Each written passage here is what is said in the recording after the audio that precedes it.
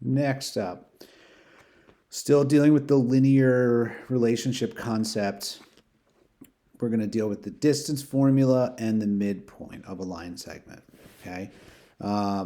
So one thing you might not remember about the distance formula is the Pythagorean theorem. It's a derivation of the Pythagorean theorem, but kind of on this coordinate plane where we're dealing with a two-dimensional idea. So you find the distance between any two given points. The first point we're going to identify as x sub 1, y sub 1. Second point, x sub 2, y sub 2. Remember the subscripts here, just notation. The notation in this case is first point, comma, second point. And this is our distance formula. Square root of x sub 2 minus x sub 1 squared plus y sub 2 minus y sub 1 squared. Please note that the square root here does not undo the exponents 2 for the x and y terms here. That's mainly due to the addition right here. Okay, so don't let the square root remove your exponents. Follow the order of operations and move forward.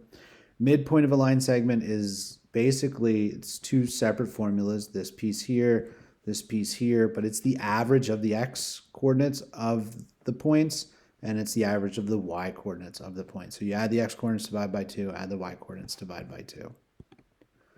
So if point A is negative 1, comma 9, and point B is 4, comma negative 3, find the length of AB, segment AB that is, and then find the coordinates of the midpoint of segment AB. So, go through the motions here. You're going to have to show some work. Just be careful. These are easy problems, just some steps, order of operations you have to follow. So let's jump to the first one here.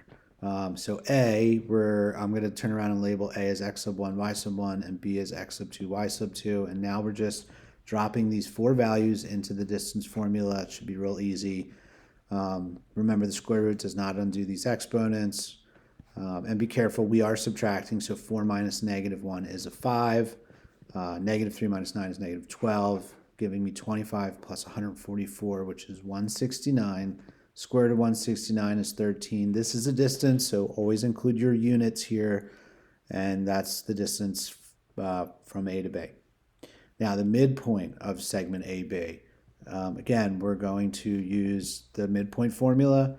We're going to average, find the mean of the x coordinates, and then the y coordinates, right? So negative 1 plus 4 divided by 2 gives me 3 halves. 9 plus negative 3 divided by 2 gives me 3.